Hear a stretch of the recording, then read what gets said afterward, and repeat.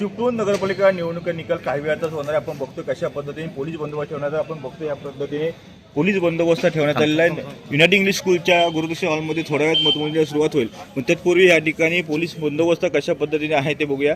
दुसरी गोष्ट आपण पाहिलं तर या ठिकाणी मोठ्या संख्येने पोलीस बंदोबस्त आहे. दोन साईडला जागा ठेवलेल्या आहेत. एका साईडला आपण पाहिलं तर ह्या ठिकाणी ॲडिशनल SP जे आहेत बाबू महामुनी ह्या ठिकाणी आलेले आहेत, स्वतः या ठिकाणी आलेले आहेत. आणि कशा पद्धतीने पोलीस बंदोबस्त म्हणजे जास्तीत जास्त पोलीस बंदोबस्त आहे.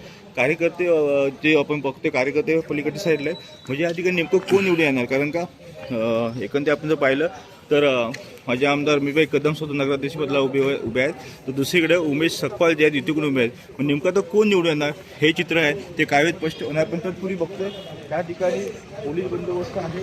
त्यावेळी काही कार्यकर्ते थोड्याशा ठिकाणी दाखल होतील. 10 वाजता मतमोजणी सुरुवात होईल, तर तत्पूर्वीची तयारी अशा पद्धतीने सुरू आहे. स्वतः ॲडिशनल SP महामुनी या ठिकाणी आलेले आहेत आणि थोड्या वेळात या ठिकाणी मतमोजणी सुरू होईल.